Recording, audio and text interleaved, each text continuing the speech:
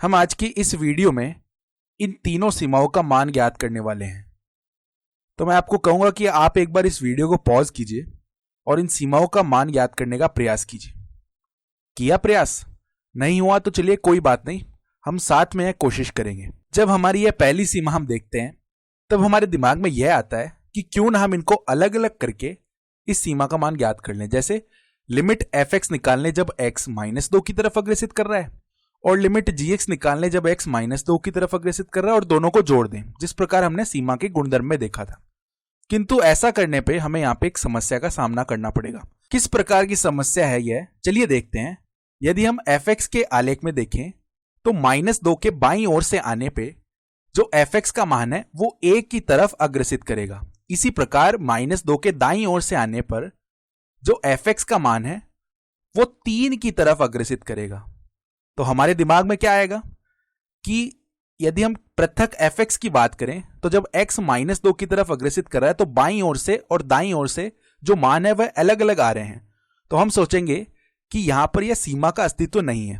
इसी प्रकार जब हम gx की बात कर रहे होंगे तो gx के आलेख में देखते हैं -2 के जब हम बाईं तरफ से आए तब gx किसकी तरफ अग्रसित कर रहा है? 3 की तरफ अग्रसित कर रहा है।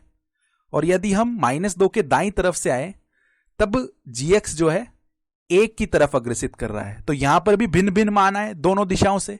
इसका मतलब क्या हुआ कि यदि हम पृथक रूप से gx की बात करेंगे तो लिमिट x जब -2 की तरफ अग्रसित करेगा तो इस सीमा का अस्तित्व भी नहीं होगा।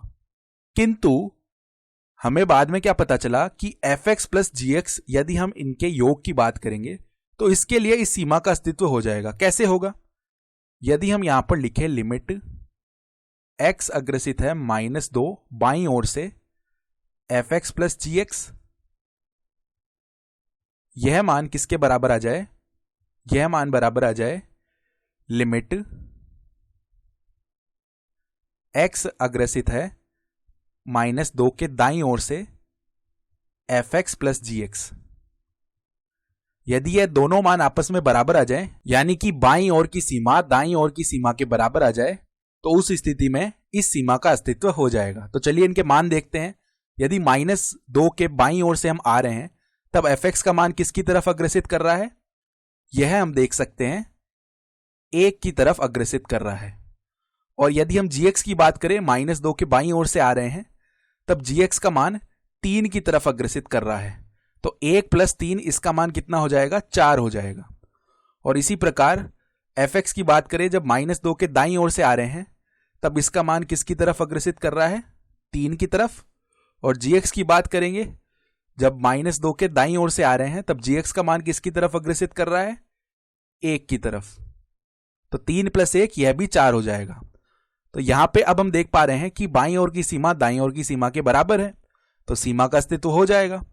और इसका जो मान है सीमा का वह कितना आ जाएगा? 4 आ जाएगा। इसी प्रकार हम दूसरे उदाहरण में भी देखेंगे कि यदि हम केवल fx की बात कर रहे होंगे और x 1 की तरफ अग्रसित कर रहा है तो हो सकता है बाईं ओर से जब हम मान ज्ञात करें, दाईं ओर से जब हम मान ज्ञात करें तो वह आपस में बराबर ना आए।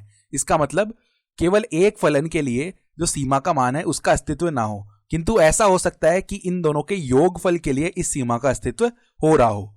तो चलिए सीधा हम देख लेते हैं कि लिमिट x जब अग्रसित कर रहा है 1 की बाईं दिशा से fx प्लस gx, इसका मान देखते हैं कितना आता है। तो इसका मान देखिए, fx की हम बात कर रहे हैं पहले, 1 की बाईं दिशा से आ रहे हैं। तो जैसे ही हम 1 की बाईं दिशा से 1 की तरफ आएंगे तब जो fx का मान है वह किसकी तरफ अग्रसित कर रहा है? 2 की तरफ। तो यहां पे इसका मान कितना हो जाएगा? यह मान 2 हो जाएगा। और gx की बात करेंगे तो जब 1 की बाईं दिशा से 1 की ओर आ रहे हैं तब gx का मान किसकी तरफ अग्रसित करेगा? 0 की तरफ। तो यह मान कितना हो जाएगा? 0। तो 2 + 0 कितना होगा? 2। अब इसी प्रकार यदि हम ज्ञात करते हैं लिमिट x अग्रसित होगा 1 की दाईं दिशा से fx प्लस gx, तो जब हम 1 की दाईं दिशा से आ रहे हैं तो देखिए दाईं दिशा से जब हम आ रहे हैं तो fx का मान किसकी तरफ अग्रसित कर रहा है? -1 की तरफ। तो यहां पर ये -1 की तरफ अग्रसित कर रहा है।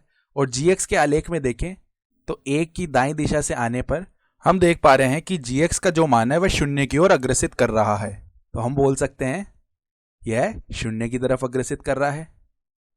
तो -1 + 0 अर्थात ये माइनस का 1 हो जाएगा। अब 2 -1 के बराबर तो होता नहीं है, इसका अर्थ क्या है कि बाईं सीमा दाईं सीमा के बराबर आ नहीं रही है। तो जो दूसरा उदाहरण है उसके लिए सीमा का मान अस्तित्व में नहीं होगा, तो हम यहां पे लिख सकते हैं अस्तित्व में नहीं है, अस्तित्व में नहीं है। तो चलिए अब इस तीसरे उदाहरण को देखते हैं, और जिस प्रकार से हमने दोनों उदाहरणों को किया है उसी प्रकार की हम यहां पे सोच रखेंगे। तो लिमिट x जब अग्रसित हो रहा है 1 की बाईं तरफ से fx गुणा में gx, इसका मान देखिए कितना आएगा। हमें पता है कि जब x 1 की बाईं ओर से 1 की तरफ अग्रसित कर रहा है तब fx का मान किसकी तरफ अग्रसित कर रहा है, 1 की बाईं ओर से जब आ रहा है तो इसका मान 2 की तरफ अग्रसित करेगा ना। यहां पे देखिए 1 की बाईं ओर से आ रहे हैं तो ये मान किसकी तरफ अग्रसित करेगा, यहां पे 2 की तरफ अग्रसित करेगा। तो ये तो हो गया कितना 2। और जो gx का मान है जब 1 की हम बाईं तरफ से आ रहे हैं तब gx का मान किसकी तरफ अग्रसित करेगा, ये अग्रसित करेगा शून्य की तरफ। तो यहां पे ये मान कितना हो गया 0। तो 2 गुणा में 0 कितना बन जाएगा 0। इसी प्रकार लिमिट x जब अग्रसित कर रहा है 1 की दाईं ओर से fx गुणा में gx, तो यहां पे देखिए हम ऊपर मान लिख भी चुके हैं पहले से ही।